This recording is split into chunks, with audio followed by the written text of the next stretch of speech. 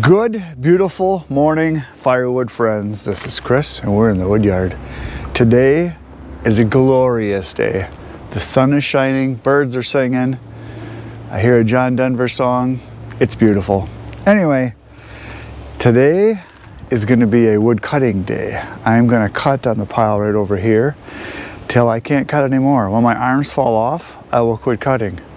I've got 5 gallons of saw gas and about 20 gallons of bar oil. I'm ready to cut. I just sharpened the saws. I just filled the saws up, and we're going to cut on the pile of barkless oak till I can make a trail through to the back side, and then we're going to cut on the green oak that was cut until I get all that cut. And there's 2 truckloads, so I will not get through all of it. So that's the plan for today. Anyway, I'll take you over there. We're gonna go and cut over this stack right here. Here are the saws and the gas and all my goodies. They are ready to go. Here is the pile. I cut this a little bit the other day, and today I am going to cut through here till I get opening enough that I can get my splitter through. I'm going to throw this wood over here to get it out of the way, and then the wood back there, the green stuff, I'm going to cut and then just throw it up against the berm and then back that direction, and I will be able to cut that way into the pile until I run out of wood, which is a long ways because that pile is as long as this pile, as you can see. Actually, I think it's longer. It's a big pile. So that is the plan for today. I'm going to cut and cut and cut and cut. So here we go.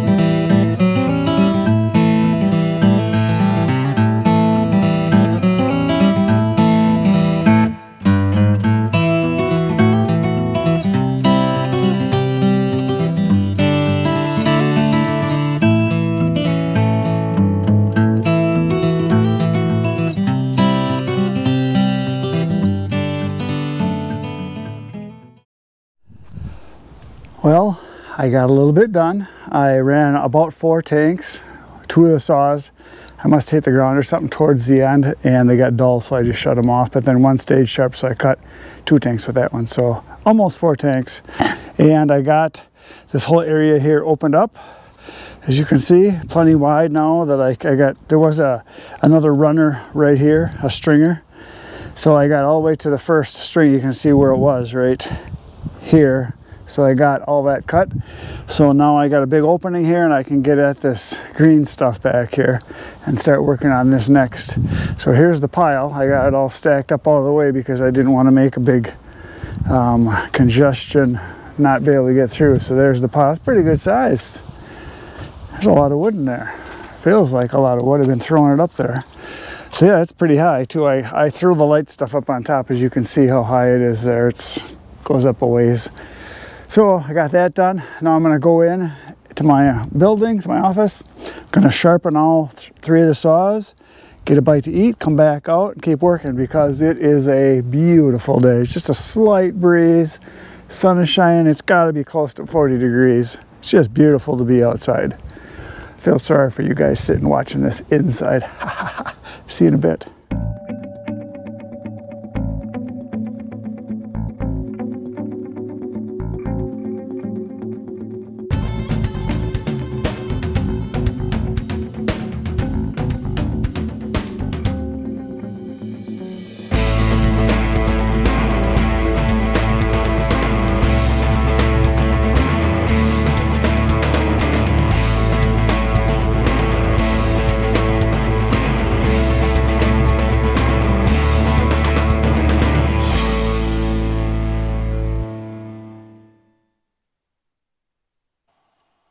Now I'm going to start cutting on this green wood that was behind the pile of wood that was the barkless half-dried wood. And this first piece I'm going to cut on here is a piece of white oak that is pretty much about 24 inches across, because I know it took pretty much the whole length of the bar to cut through it.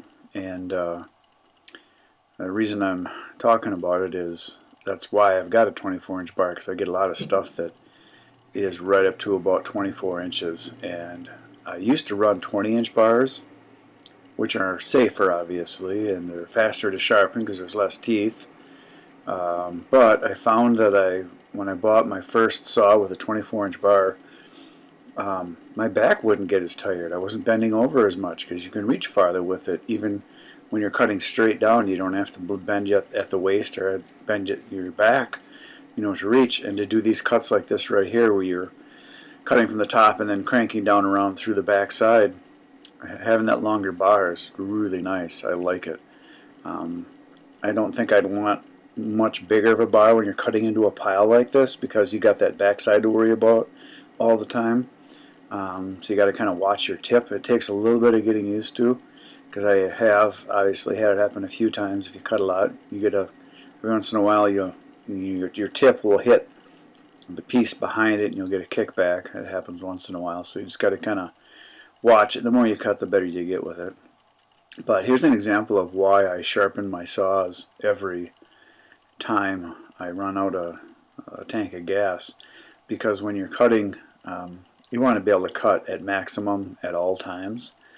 And if you're waiting 2, 3, 4 tanks, you're just fighting the wood too much. You're prying too much with the saw. I like to let the saw do the work, let the saw just kind of float down through the wood and not have to work as hard. Especially if you're cutting all day long like I do a lot of times, where I'll cut 9 tanks or so, which is 3 fillings. I'll sharpen in between.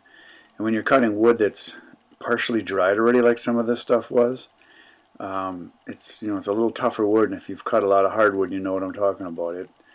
It definitely cuts harder than the pine, the softwood. So the other reason I'm talking about this right now is that I kind of want to point out that when I get to the end of the log here, there's going to be a piece that's, I don't know, 5, 6 inches. Right here you can see I measured with the bar, and right there is 16 inches. And then that second cut I'm making right here, right now, what I'm doing is, because that piece is big enough, I'm going to cut it into 2 cookies, and then when I split it in half, it's basically big enough for a piece for the firewood stack right as it is. Because on this end I think I'm probably like right around 20 inches or so. So it's close enough that I can actually use it as a piece of wood. So I'll actually split each of these 2 pieces in half, and then it's a piece of firewood. So it's long enough. And I do that with anything that's, around 14 inches and up. I'll cut them in. If I get extras on the end there, I'll cut it and then split it and put it right in with the saleable firewood. Otherwise, if they're smaller, they end up just being a cookie that you really can't sell. So that's what I'm doing there. I'm just cutting those off. Okay, now what I'm going to do on these big rounds here are too heavy to lift. I mean, I'm not a big guy, and I don't really want another hernia because I've reached my limit. It's 1. And so what I do is I rip a lot of these big pieces. So you get a piece, I've actually weighed them so I know. A 24, 25 inch round of oak that's 16 inches long weighs anywhere between 200 and 220 pounds. And I've weighed a few of them to know, which is more than I want to lift. So I rip a lot of them because it just saves so much time for me and saves my body, and the saw cuts really good through these, so there's no problem at all to rip these down. So when I get the really big mamba jambas like that, I just rip them down instead of killing myself trying to lift them. Even just moving them around, like to get them to the splitter, and I've done that too. You can turn your splitter into a vertical splitter and then roll the pieces in and do all that, but it just takes a lot of extra work. And I don't rip all of them down. I'll rip down usually just the biggest ones. If it's a piece of red oak, I can just stand it on edge and I can pop the corners off with a splitting maul or my splitting axe. I use a Fiskars X27. But this piece right here, the center was a little punky, was a little bit rotten, and I knew that hitting it, trying to knock it down with the splitting maul or the splitting axe would be a little rubbery or a little spongy. So I decided just to rip them in half like that and save my body from having to beat up on the wood. So that's basically what I do a lot of times when I get a big chunk, is I just rip them down into a manageable size piece. So that's it. So here's an example of a round I'm cutting on the other end. I didn't mention this before. When you do rip them, you want to cut on the edge with the bark side, starting at the top going down to the other bark side. You don't want to cut on the open end like when you're splitting. The saw does not want to go down through the grain when the grain's running to the tooth. You want the tooth to go across the grain like this. So big difference. If you want to try it sometime, you'll see. You don't want to do it on the end grain. You want to go from the side grain. So there you go, another helpful tip. What I'm going to do is I'm going to go get my big pole I pry stuff with and pry these down so they don't come down on top of me, so I can live another day. But I got all the rounds moved out of the way so I can get these buggers rolled down. So I just got to find where I left my pole at. It's way back here. I'll be back in just a minute. In the meantime, oh, sawdust in the throat. It's about 45 degrees right now, and the sun is shining. It is absolutely beautiful out here. Kind of day where you just don't want it to end. Problem is that I don't have the energy I used to have, and I'm only good for 10 or 12 hours of work. And a day like today, I could be out here for 16, 18 hours and love every second of it. So I found the pole. I'm going to pry these buggers down now, and looks like I'm going to pry from that end. It's going to be the way to do it. I'm going to be able to just roll them by hand, which is what I do a lot of times. So We'll give this a try here. Oh yeah, I can get some of these to go all by themselves here.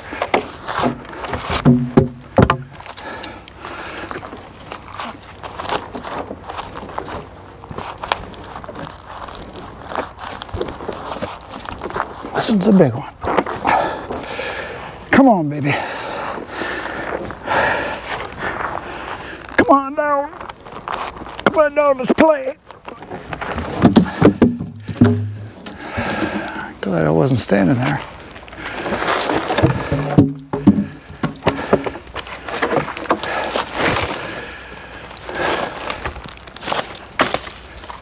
Here's another one I can get. Oh, maybe not. Yep. And another one. Usually I just try to get the ones that are obvious. Roll down and then push on the other ones. Yeah, this is locked in really tight here, so we're safe now.